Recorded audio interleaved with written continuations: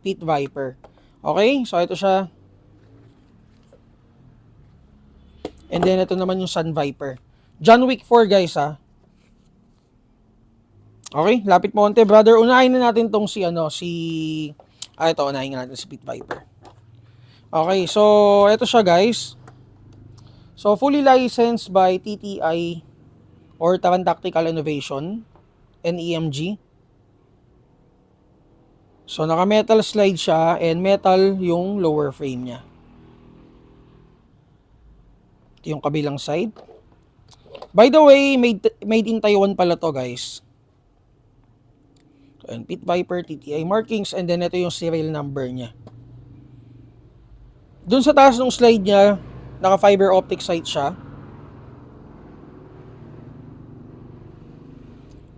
And then yan, naka barrel weights. Under rail, and may under rail na rin siya for attachment. Accessory attachment. And then, ayan nakikita nyo yung nozzle niya. Nozzle niya is red nozzle na ng AW Custom. Sa kabilang side, naka-enlarge magazine release. Adjustable ba yung trigger niya?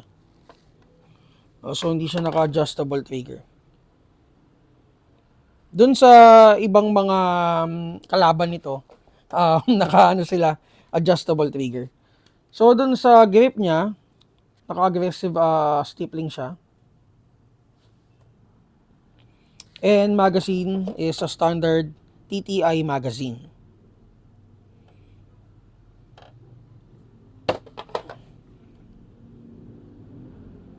Okay? So, punta naman tayo dun sa Sun Viper.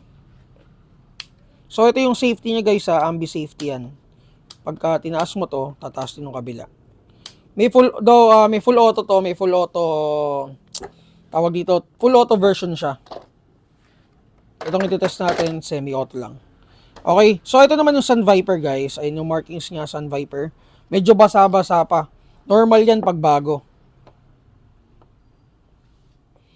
And kung mapapansin nyo, wala yung sights niya. May MOS system siya or modular optic system. RMR ready. Hindi ko sure sa ibang optic natin kung mag-fit. Pero RMR, EFLEX mag-fit dyan. EFLEX is EOTech. And then may underrail na rin siya for accessory attachment. Hindi ko pala napakita yung ilalim nito. Yung ilalim niya guys, may markings din ng TTI. And then sa kabilang side guys, ito. TTI markings, naka-enlarge magazine release. Naka-magweld din pala siya guys ha, with TTI markings sa likod. And dami ko na miss out dun sa Viper ha. Ito yung sa Viper guys oh. And then, yung outer barrel nito is color black. Doon naman sa isa, color bronze. So, kumbaga palitan sila ng colorway. And then, may kasama na rin siyang base plate. Ito I think ito yung sa RMR. Ayan. Okay, so guys, test natin kung ilang FPS out of the box. By the way, itong Sun Viper is full metal din, metal construction, metal slide, metal lower frame. And magazine niya pala is chrome guys. Ito. With 26 rounder na standard magazine.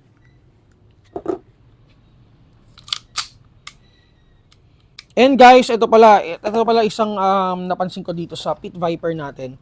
Yung Pit Viper natin medyo maganit ikasa. Ayan. So normal yun ha, para sa mga kukuha. Baka mamaya ibalik nyo sa amin yan, sabihin nyo defective. Normal yun, normal. Okay, so pero i-complain ko na to sa EMG, sa AW kasi nga ayun nga maganit yung dapat hindi ganon. Dapat ganito. Ito smooth lang eh. Ayan na. Okay? So, unahin natin to i-test, guys. Yan. Minimake sure ko lang na hindi ako mapapahiya na hindi to full auto. Kasi pag full auto, yung isa pwede mo itaas. Yung isa nakababa pa rin. Okay, guys. Test natin. Open. Pa-open. Hindi pa pala naka-open ng chrono. Sige, guys. Firing. 328. So, comparing it with DAA pala, ito ang mortal na kalaban nito si AA eh. Army Armament. Si AA medyo mas mahaba dito ng konti. Ito guys, medyo mas maikli siya ng konti. Ito, try natin i-compare. Dun sa ibang mga brands ng Sun Viper, medyo mas mahaba. Ito lang yung maikli guys. Ito, pakita ko sa inyo. Ito. Pakita mo yung stante natin. Ito yung guys, Sun Viper ng AA. Tingnan nyo guys, oh. Medyo mas mahaba siya ng onti. Onting-onti lang naman. Ito tomorrow i-review natin to guys. Ito naman, Army Armament. Nakakuha din sila ng license ng Sun Viper and Pit Viper. Para makita niya rin yung yung pagkakaiba nila. Okay din sa AA guys, okay din yan. Parehas silang okay. Kayo nilang bahala mamili kung ano mas gusto nyo. Ito guys, Pit Viper.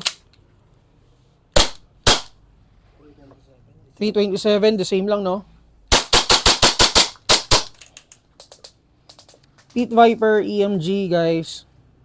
John Wick 4. Okay, so yun. Kung may tanong kayo, guys, regarding units, mag-PM lang kayo sa page natin. And again, Pit Viper, John Wick 4. And